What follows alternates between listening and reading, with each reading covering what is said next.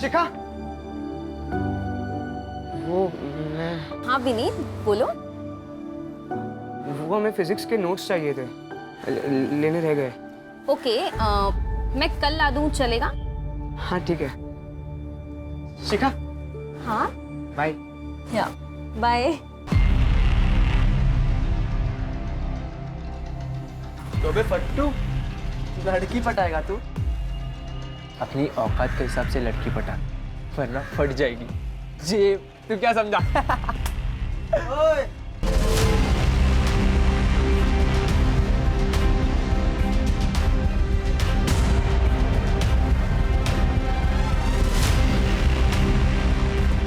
हट जाएगी बेटा तुम दोनों की, अगर मेरे दोस्त को परेशान किया तो। मजे की बात बोलूं, जेब नहीं फटेगी, कुछ और फटेगा। चलो निकलो। चल बे। हर क्राइम में क्रिमिनल यही चाहता है कि पुलिस उसे कभी ना पकड़ पाए, लेकिन इस केस में ऐसा लग रहा था कि कातिल हमारे साथ लुका छिपी का खेल खेल रहा था और देखना चाहता था कि हम उसे पकड़ पाएंगे या नहीं। तुम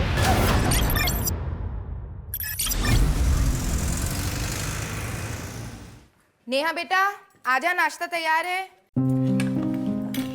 अरे यार माँ, फिर से पोहे बना दिए। कभी आलू वालू का पराठा भी बना दिया करो ना। आज खा ले, कल बना दूंगी। आंगनबाड़ी जाने में देर हो रही है। करुणा दीदी का 2 बार कॉल आ चुका है। ले खा ले। टिफिन तैयार है, ले जाना मत भूलना। मम्मी,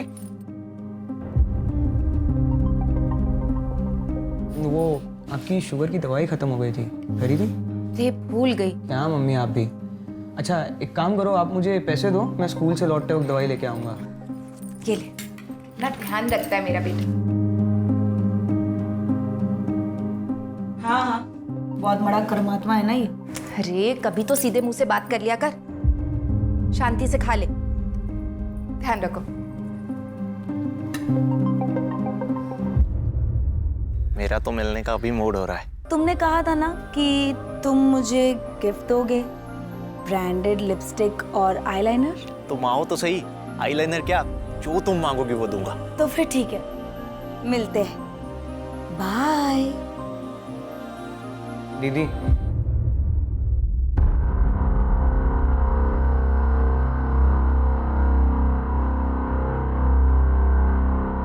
चले? देखिए भैया,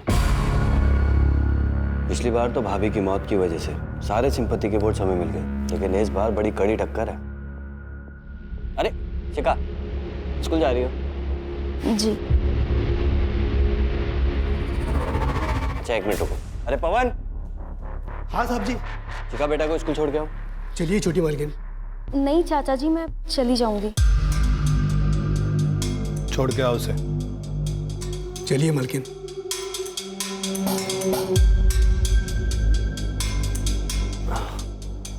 जैसा कि भैया मैं कह रहा था कि इस बार हमें कपड़ा व्यापारियों को अपनी तरफ करना होगा।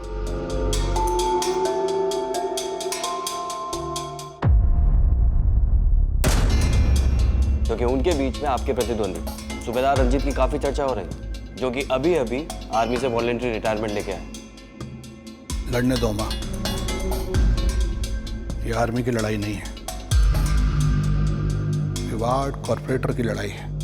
इसमें राजनीतिक बुद्धि की जरूरत होती है।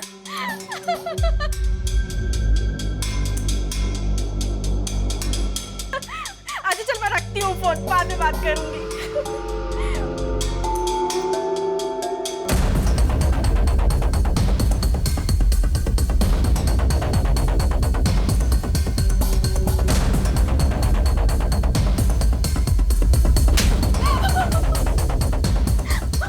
माफ कर दीजिए, गलती हो गई।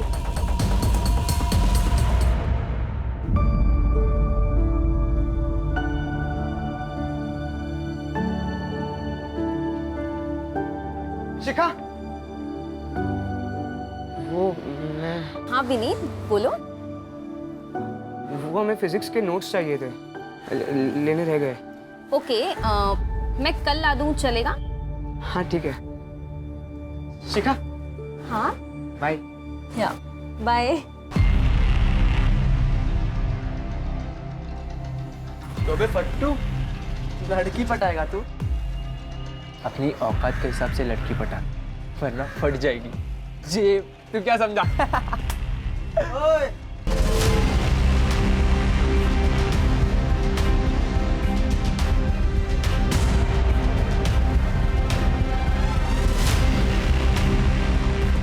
फट जाएगी बेटा तुम दोनों की, अगर मेरे दोस्त को परेशान किया तो। मजे की बात बोलूं, जेब नहीं फटेगी, कुछ और फटेगा। चलो निकलो। चल बे।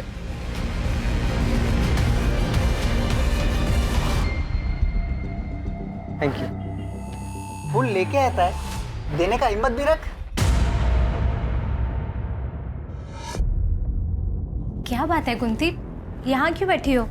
जाओ, क्लास में बच्चे तुम्हारा वेट कर रहे हैं। करुणा दीदी, मेरी हिम्मत ही नहीं हो रही। कैसे उन बच्चियों को फेस करूं, कैसे चुप रहूं? कुंती, वो बड़े लोग हैं। देख, तेरा ना इस सबसे बाहर आना ही ठीक है। उसी में हम सबकी भलाई है। नहीं दीदी, इसमें किसी की भलाई नहीं है। भलाई तो अब इसमें है कि मैं इस समस्या को जड़ से ही खत्म कर दूं।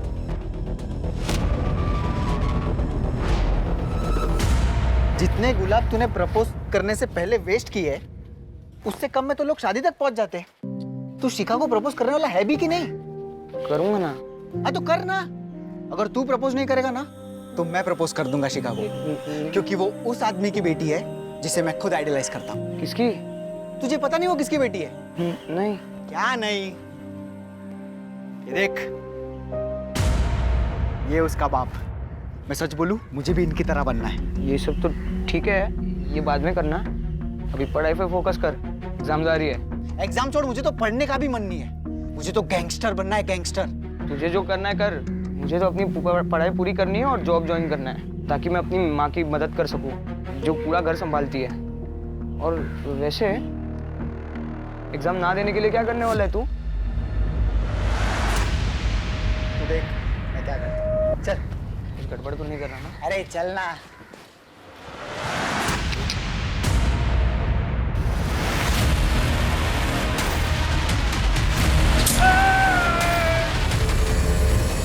मम्मी!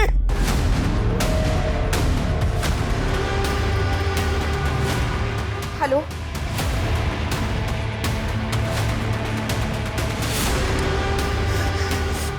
विनीत, तुम ठीक हो ना? सुबह चाचा, वो विशाल ने, दुकानदार, उसने दुकानदार। मुझे मालूम है बेटा, तुम्हारी मम्मी ने बताया। चाचा, वो पुलिस वाले मुझे नहीं पकड़ेंगे ना? मैंने कुछ नहीं किया। तुम्हें कुछ भी नहीं होगा।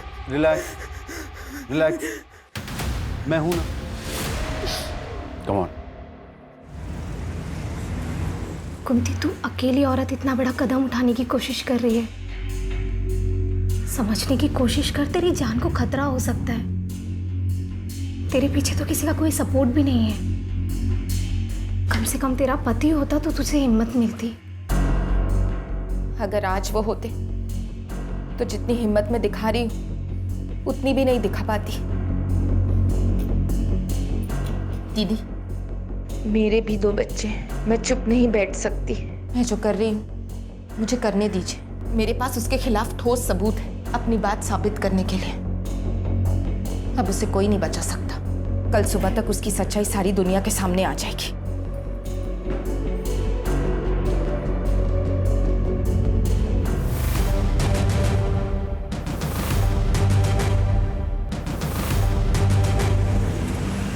अरे मम्मी यार चलो ना, रितु दीदी ने स्पेशली कहा है कि आपको लेके आना है। अब आप चलो ना, आज उनका शादी का संगीत भी है।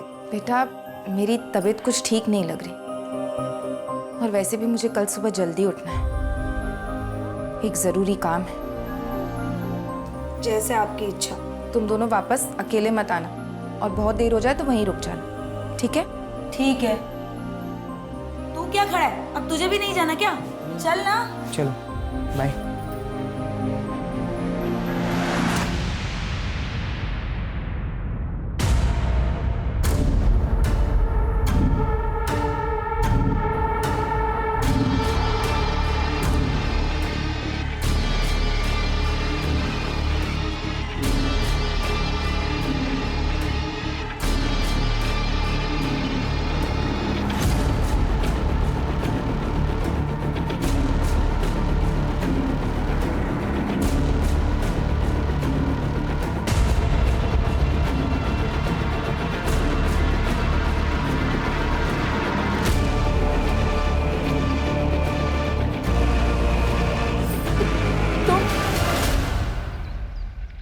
मम्मी मम्मी मम्मी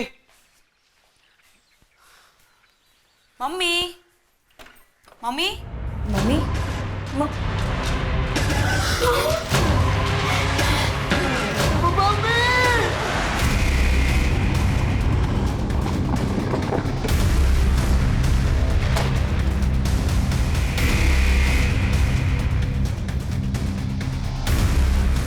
हटिए आप लोग, एक सेकंड हटिए हटिए, पीछे हटिए।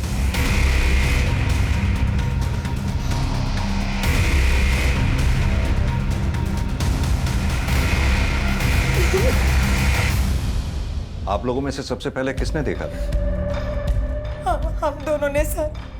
एक्चुअली सर, कल रात को ना हम शादी के फंक्शन में गए थे और सवेरे जब लौटे तो मम्मी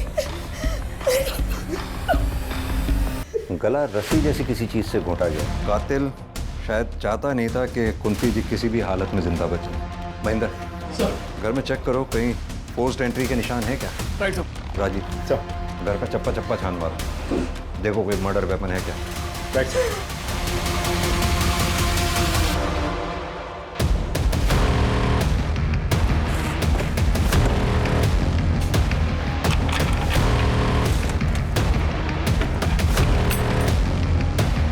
आप में से किसी ने कल रात कोई आवाज या किसी तरह की भी कोई चीज देखी हो? नहीं सर, हम लोग भी उसी शादी के फंक्शन में गए थे। ठीक है, धन्यवाद। आप लोग अभी जा सकते हैं। सर दरवाजे पर कोई फोर्स एंट्री के निशान नहीं है सर। वो घर का पिछला दरवाजा भी अंदर से बंद है। यानी कि ये बात साफ है, जो भी आया सामने के दरवाजे से आया और सामने के दरवाजे से ही बाहर गया। अब महेंद्र, ऐसा दो सूरतों में ही हो सकता है, या तो कुंती जी उस आदमी को जानती थी, तुम यहाँ क्या कर रहे हो? उसके लिए इन्होंने खुद दरवाजा खोला होगा, या फिर कोई लुटेरा घर में लूटपाट या घर में सेंध लगाने के इरादे से आया और अंदर घुसा। आप लोगों को किसी पे शक है? हाँ सर, ये सब उस सुनील ने किया है। कौन सुनील? वो लड़का ना मुझे हैरेस करता था और कुछ दिन पहले पता नहीं क्या सीखेगा ये सारी चीजें, मुझे तो बिल्कुल।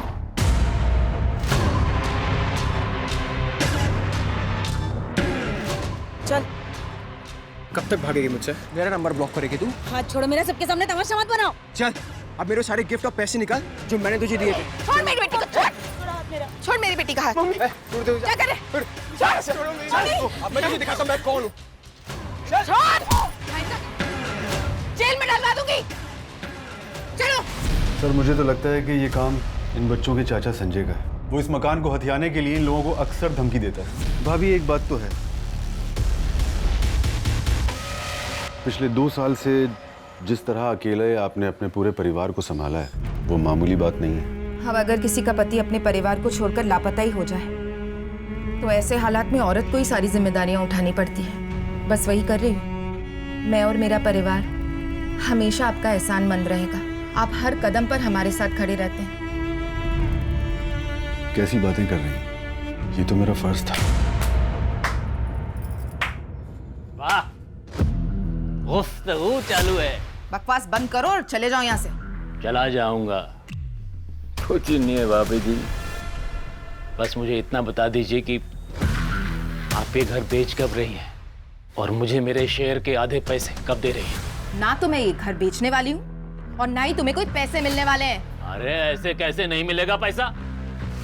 अगर मुझे इस घर में आधा शेयर नहीं मिला ना तो मैं तुझे, तेरे बच्चों को काट डालूंगा। मम्मी क्या हुआ? तू चल बेटा, अंदर चल। कुछ नहीं।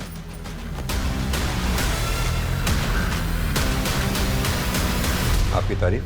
इनके पिता अजय मेरे बचपन के दोस्त। तो इनके पिता अजय वो कहाँ है? वो पिछले 2 साल से इन लोगों को छोड़कर कहीं चला गया। सर, पूरा घर छान मारा लेकिन कोई सबूत हाथ नहीं लगा। बॉडी का पंचनामा करवा के पोस्टमार्टम के लिए भिजवाओ। फॉरेंसिक टीम को भी इन्फॉर्म कर दो। और हाँ, ये संजय और सुनील, इनकी डिटेल्स निकलवाओ। Right sir.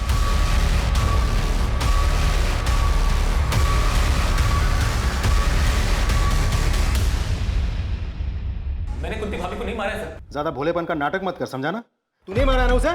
सर, मैं मानता हूँ कि मेरी कुंती भाभी से बनती नहीं थी, क्योंकि वो ना सिर्फ मेरे हिस्से पर कुंडली मार के बैठी थी, बल्कि मेरे भाई को भी उसी ने गायब करवाया था सर, अपने उस आशिक सूबेदार के साथ मिलकर।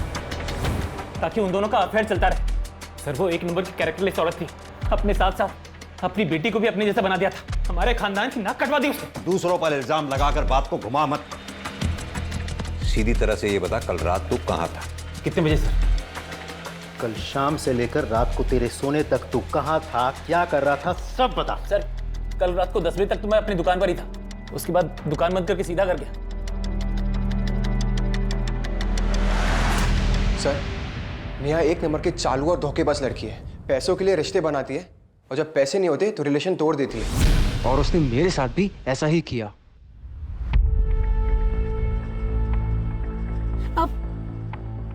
क्या हुआ? पहले मेरी लिपस्टिक और आईलाइनर। अरे हाँ, ये लो।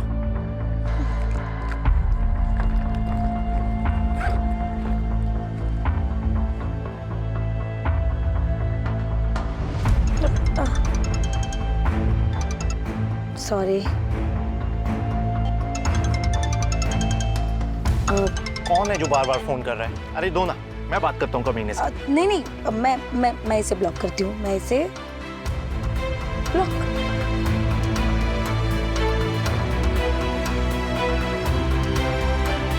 मुझे उसको सबक सिखाना था सर, और इसलिए मैंने उसका रास्ता रोका था। जो लड़का किसी लड़की की बेवफाई के बदले में उसका रास्ता रोक सकता है, उसको मोलेस्ट कर सकता है, किसी के थप्पड़ मारे जाने के बाद बदला लेने के लिए उसकी जान नहीं ले सकता वो? नहीं सर, आप गलत समझ रहे हैं, मैंने नेहा की माँ को नहीं मारा है। कल रात कहाँ था तू? सर अपने घर पे ही था।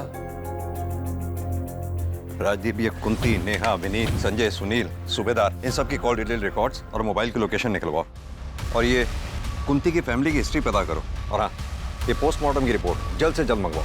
Right sir.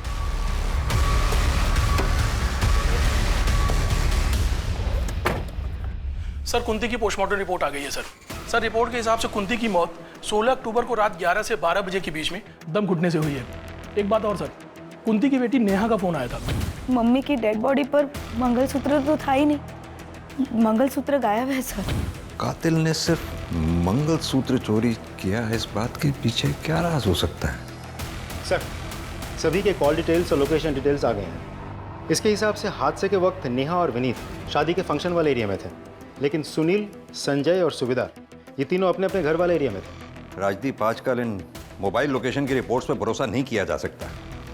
क्रिमिनल बहुत स्मार्ट हो गए हैं, उन्हें पता है पुलिस सबसे पहले कॉल डिटेल रिकॉर्ड्स और उनके मोबाइल की लोकेशन खंगालेगी, इसलिए वो जो भी क्राइम अटेम्प्ट करते हैं उसके अकॉर्डिंगली ही प्लान करते हैं।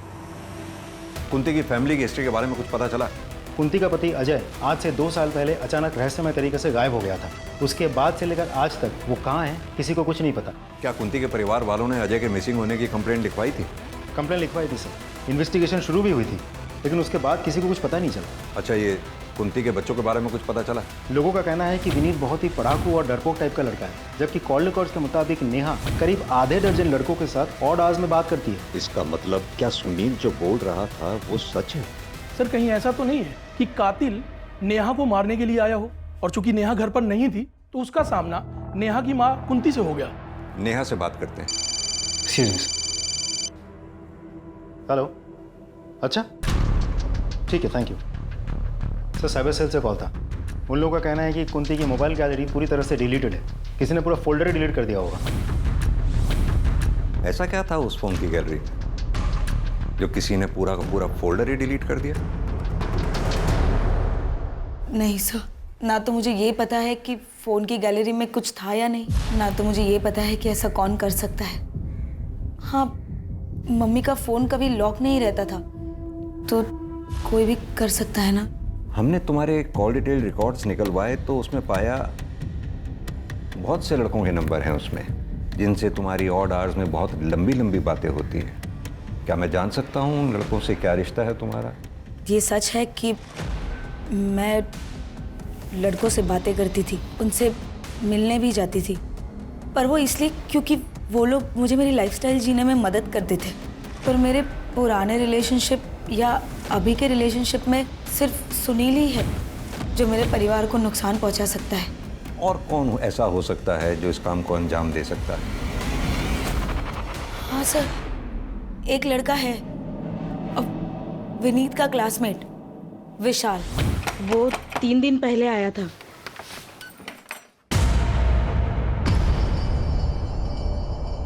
तू यहाँ क्या कर रहा है? तुझे तो बाल सुधार गृह में डाला था ना? भाग के आ गया। विनीत कहाँ है? मुझे मिलना है उससे। क्यों मिलना है विनीत से? अपने जैसा बनाना है क्या? मेरे ऐसा बन गया ना, उसकी जिंदगी बन जाएगी। विनीत कहाँ है? बुलाओ, वो काम है मुझे। अब रहने दो, मैं खुद ही ढूंढ लेता हूँ। अरे आंटी आप खबरदार जो मेरे घर में या मेरे बेटे की जिंदगी में घुसने की कोशिश की तो। ये आपने अच्छा नहीं किया। आपको पता है जिसने मुझ पे हाथ उठाया है वो आज तक बचा नहीं है। देख लेना, महंगा पड़ेगा। निकल यहाँ से। सर वो बहुत सनकी लड़का है। अभी कुछ दिन पहले ही उसने एक आदमी को दिन दहाड़े चाकू मार दिया था। कहाँ रहता है ये विशाल?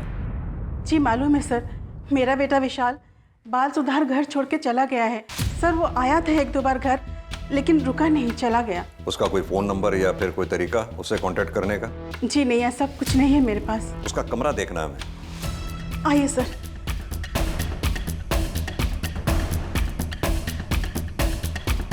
राजीव चेक करो, आप भी वहां उसमें अलमारी में देखो।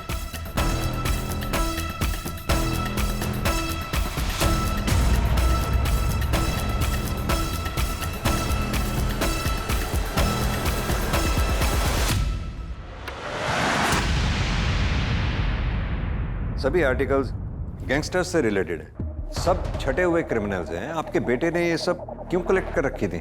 दरअसल विशाल गलत संगत में पड़ गया है, वो इनके जैसे गैंगस्टर बनना चाहता है सर।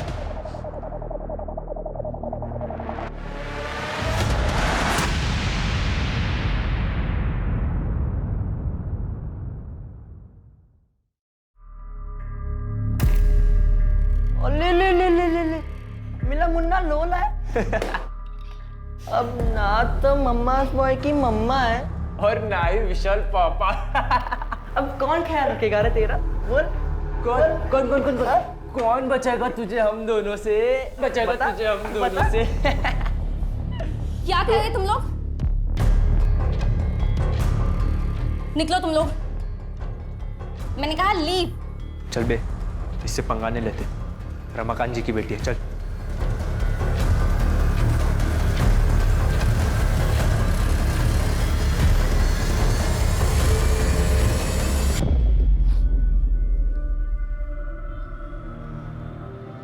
ठीक हो तुम? थैंक यू मुझे बचाने के लिए। तुम्हें कुछ पता चला कि विशाल कहाँ है? मेरी लाइफ में सिर्फ 2 लोग थे, मेरी माँ और विशाल, जो मुझे हर मुसीबत से बचाते थे, मेरे साथ हर बार रहते थे। आज मेरे पास उन दोनों में से कोई भी नहीं है। पुलिस ये बोल रही है कि विशाल ने मेरी माँ को। तुम हिम्मत रखो, धीरे धीरे सब ठीक हो जाएगा। एक दिन सच भी सामने आएगा।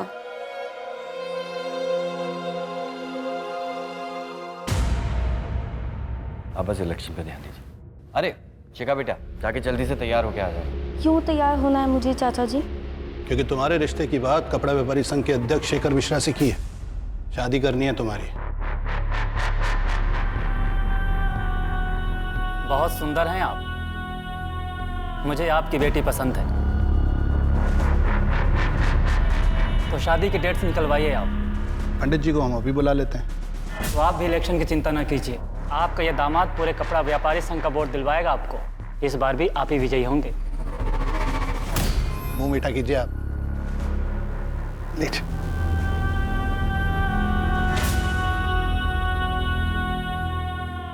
विनीत, क्या रे, दोस्त की आदत नहीं आती क्या? तू चले जा मेरे सामने से, वरना मैं पुलिस को सब सच बता दूंगा। देख, तूने मेरी मम्मी को मारने की धमकी दी थी। क्या बोल रहा है? मैं क्यों मारूंगा तेरी माँ को? मम्मी ने तो तुझे थप्पड़ मारा था। तो मैंने तेरी माँ को मार दिया? एक काम कर, तू साबित कर और पुलिस को भी बता दे, उनको भी बोल साबित करने को। खड़ा क्या है? जाना, जा वरना तुझे भी मार दूंगा। सर, मुझे इंस्पेक्टर सर से बात करना। बोलो विनीत। मुझे रास्ते में विशाल मिला था, उसने कहा कि उसी ने मेरी माँ को मारा है। और ये बात कोई भी प्रूव नहीं कर सकता। मुझे बहुत डर लग रहा है सर। राजीव सर, इस विशाल को जल्द से जल्द पकड़ना होगा, क्योंकि अगर ये इसी तरह से बाहर घूमता रहा तो इसके आसपास के लोगों की जिंदगी को खतरा बना ही रहेगा। Right sir.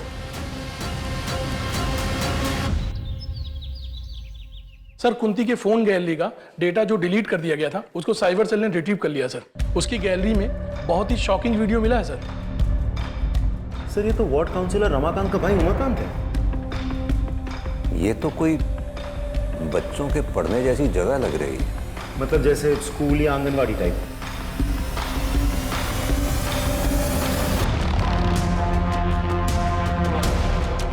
अब सीधी तरह से ये बता, कुंती के मोबाइल से ये वीडियो डिलीट कैसे हुई, और तू उस वक्त कुंती के घर पर क्या कर रहा था जब कुंती का मर्डर हुआ? सर मुझे नहीं पता सर, मैं तो वहां गया ही नहीं था सर। झूठ मत बोल, तेरी कॉल डिटेल्स है हमारे पास। 16 अक्टूबर की रात 11 से 12 बजे के बीच तो कुंती के घर वाले एरिया में मौजूद था कि नहीं? दूंगा रख के। बता दो। मैं कुंती के घर गया था क्योंकि मुझे पता चल गया था कि उसने मेरी ये वीडियो तब बना ली थी जब। अच्छा, आपको पता है, मैंने सुना है कि आप यहाँ पे सबसे समझदार हो। हाँ, फिर क्या हुआ? मैंने आंगनवाड़ी केंद्र में कुंती किसी ने करुणा पर दबाव बनाया कि वो मुझे सब कुछ सच सच बता दी, और उसने मेरी पावर के डर से मुझे सब कुछ सच सच बता दी। मैं सिर्फ कुंती के घर उस रात उसे समझाने के लिए गया था।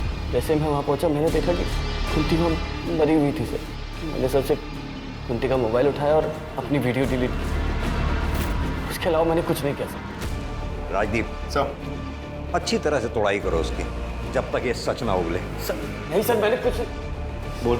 सच सच बोल रहा हूँ सर।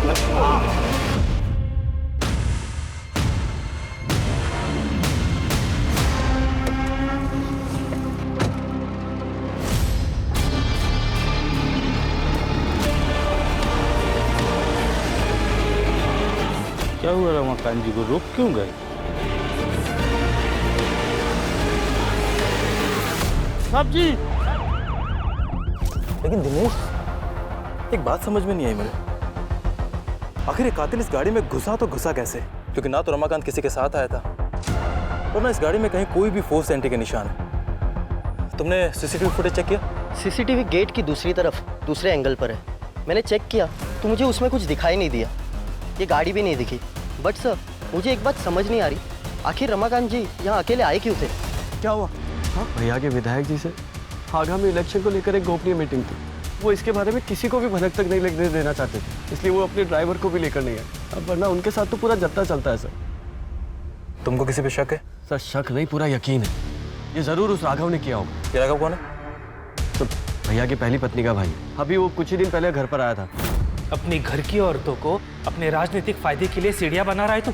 पिछले इलेक्शन में तूने मेरी बहन को मार दिया, फिर पब्लिक सिंपैथी के लिए झूठ मूठ के आंसू बहाए और जीत गया, और इस बार उसी राजनीतिक फायदे के लिए तू मेरी नाबालिग भांजी की जबरदस्ती शादी करवा रहा है। ये मैं कतई होने नहीं दूंगा, फिर इसके लिए चाहे मुझे तेरी जान क्यों न लेनी पड़े। क्या बोल रहा था तू? कौन किसकी जान ले सकता है? बंदूक पकड़ के कोई भी मर्द बन सकता है। अगर दम है ना तो अकेले में है, बिना हथियार के मिल। बकरे की तरह गला ना रेन दिया ना तो कहना। लेकिन ये मौका मैं तुझे दूंगा क्यों? पापा नहीं नहीं नहीं नहीं पापा नहीं, पापा नहीं, पापा जी आप मामा जी को कुछ मत कीजिए। एक काम करो, बॉडी को पोस्टमार्टम के लिए भेज दो। सर आनंद नगर थाने से सब इंस्पेक्टर विनोद आए हैं आपसे मिलने। सर, वार्ड काउंसलर रमाकांत की हत्या हमारे इलाके में जरूर हुई, लेकिन उसका घर आपके दायरे में आता है, इसलिए मैं चाहता था कि आपकी और हमारी टीम मिलकर इस केस को सॉल्व करें। बिल्कुल। वैसे भी एक दूसरे केस के सिलसिले में हम रमाकांत के भाई उमाकांत को इंटेरोगेट करके ही आ रहे हैं। आप इनसे रमाकांत मर्डर केस की सारी डिटेल ले लो। आइए please. Thank you.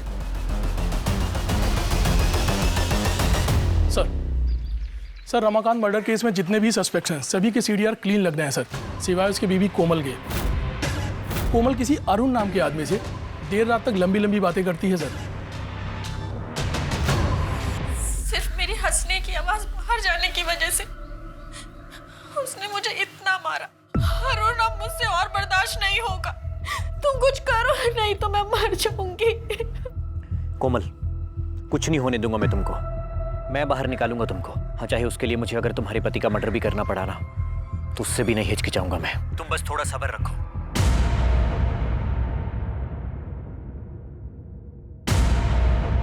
Sir, Umakant पे हमने 3rd डिग्री इस्तेमाल किया, लेकिन फिर भी उसने ये बात नहीं कबूली कि उसी ने कुंती का खून किया है। सर, वैसे उमाकांत के खिलाफ हमारे पास कोई ठोस सबूत नहीं है। इनफैक्ट इस केस में किसी भी सस्पेक्ट के खिलाफ हमारे पास कोई कंक्लूसिव एविडेंस नहीं है। कुंती के घर चलकर दोबारा तहकीकात करते हैं। आई एम श्योर क्रिमिनल ने कोई ना कोई चूक जरूर की होगी जो हमसे मिस हुई है। सर,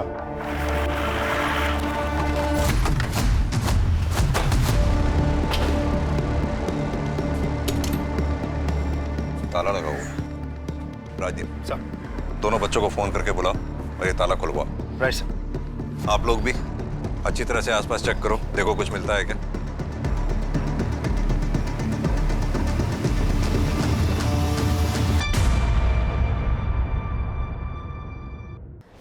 सर, देख के तो लगता है यहाँ ताज़ा ताज़ा गड्ढा खोदा गया था और फिर मिट्टी डाली गई है। किसी को बुलाओ और ये खुदाई करवाओ। सर।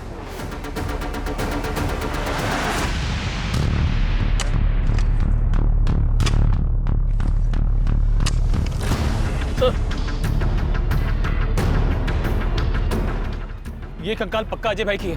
आप इतना दावे के साथ कैसे कह सकते हैं ये कंकाल आपके भाई की? अंगूठी की वजह से सर। ये अंगूठी अजय भाई पहनते थे। इस कंकाल को यहाँ गाड़ा किसने होगा? कंकाल को फॉरेंसिक जांच के लिए भेजो। उनसे कहो कंकाल का डीएनए बच्चों के डीएनए से मैच करके देखें। Right sir. सर, कुंती के घर के आंगन से हमें जो स्केलेटन मिला था वो अजय का ही है। इसे करीब 2 साल पहले जमीन में गाड़ दिया गया था। सर पे चोट के निशान मिले हैं, जैसे कि कोई रॉड या किसी मजबूत चीज से मारा गया हो।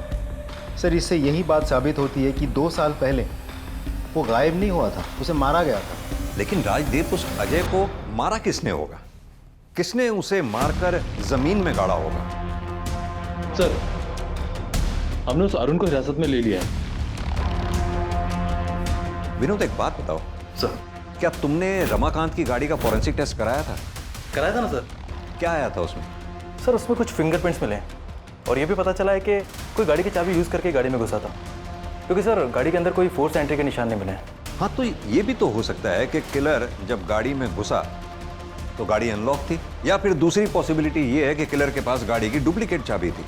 अब सवाल ये उठता है कि डुप्लीकेट चाबी बनवाई किसने? सर ये देखिए। हम सबकी बातें करते रहे, ये कैसे हमारे दिमाग से छूट गया? विनोद, एक काम करो सर, अपने एरिया में जितने भी डुप्लीकेट चाबी बनाने वाले हैं सबसे कांटेक्ट करो, अपने खबरियों को एक्टिवेट करो। Sir. Excuse me sir. Hello, क्या? ठीक है, हम पहुंच रहे हैं।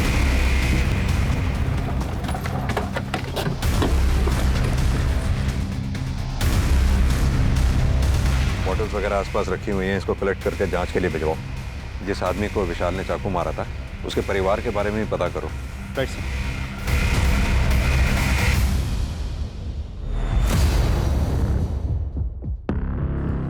सर, ये देखिए क्या मिला है सर।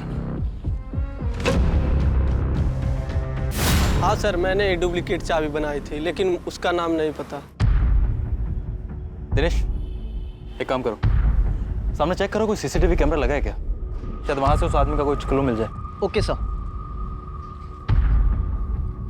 सर, विशाल की पोस्टमार्टम रिपोर्ट आ गई है।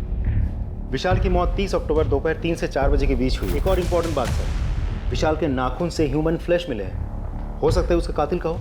सर क्राइम सीन पे मिले फिंगरप्रिंट्स और एविडेंसेज की फॉरेंसिक रिपोर्ट आ गई है सर। ये रही सर। रिपोर्ट के हिसाब से विशाल के क्राइम सीन पे जो फिंगरप्रिंट्स मिले थे वो रमाकांत की गाड़ी के 1 सेट ऑफ फिंगरप्रिंट से मैच कर रहे हैं सर।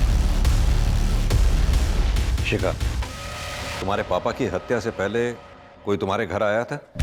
सब पापा और चाचा को मिलने तो बहुत लोग आते थे, लेकिन सब बाहर से ही मिलके चले जाते थे। क्या कोई ऐसा जो घर के अंदर आया? मुझे याद नहीं। ठीक। 1 मिनट सर, मुझे याद आ गया, वो आया था। कौन वो? सर मैं वो शख्स मिल गया है जिसने रमाकांत की गाड़ी की डुप्लीकेट चाबी बनाई थी। ये देखिए सर। इसने बनवाई है डुप्लीकेट चाबी? सर मैंने पता कर लिया है वो फ्रेम किसका है। किसका? इसकी कॉल डिटेल रिकॉर्ड्स और मोबाइल की लोकेशन निकलवाओ immediately. Right sir.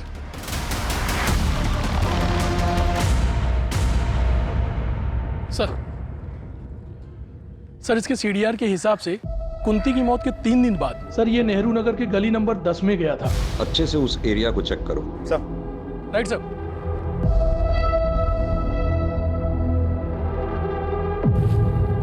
Mahendra sir. खुद आओ। Right sir.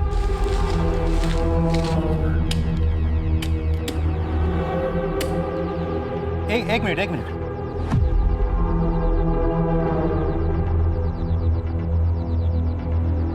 सर अब तो हमारे पास उसके खिलाफ सारे एविडेंस हैं। उठा लाओ उसे।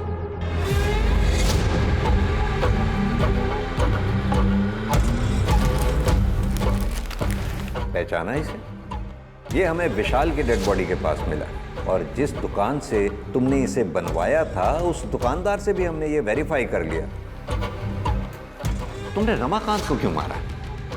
हमारे पास इस बात के भी पक्के सबूत हैं। मुझे याद आ गया, वो आया था। कौन वो? विनीत। वो नोट्स लेने आया था लेकिन 1 घंटे में लौटा के चला भी गया। और यही नहीं, हमारे पास वो सीसीटीवी फुटेज भी है जिसमें तुम डुप्लीकेट चाबी बनवाते हुए साफ दिखाई दे रहे हो। और इसके साथ ही हमें रमाकांत की गाड़ी से तुम्हारे फिंगरप्रिंट्स भी मिले।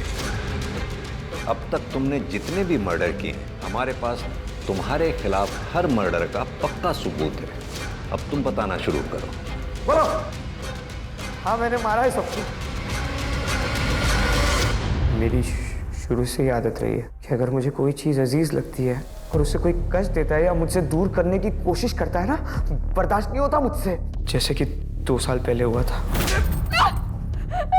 दारू पीने से रोकेगी मुझे? हाँ रोकेगी मुझे। मम्मी ने मुझे बचाने के लिए पापा की डेड बॉडी को दफनाया।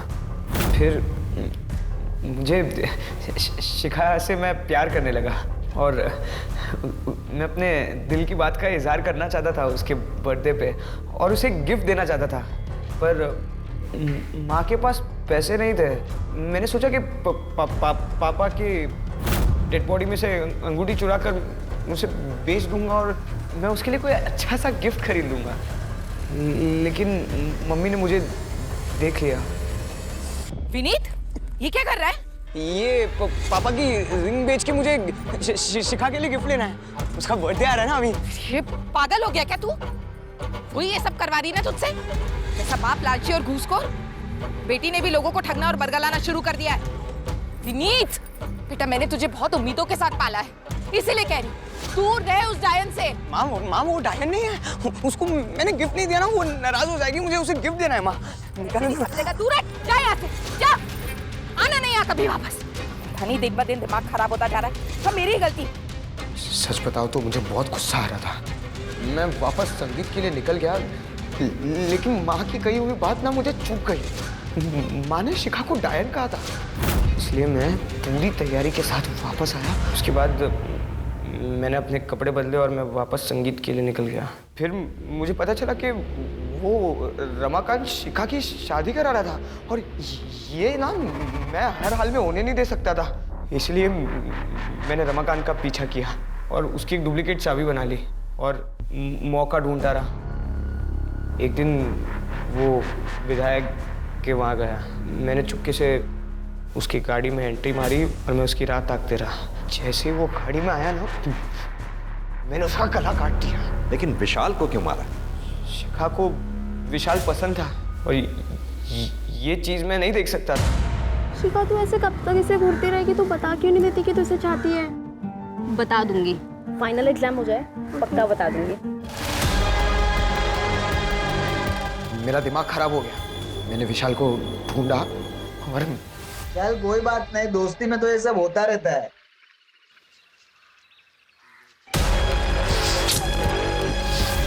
तुम्हारा कैरेक्टर तो सच में ही समझ से बाहर है। सच बताऊं, तुम मानसिक रूप से बीमार हो और मैं हायर अथॉरिटीज से ये रिक्वेस्ट करूंगा तुम्हें तुम्हारे गुनाहों की सजा वो दी जाए जो किसी एडल्ट को दी जानी चाहिए।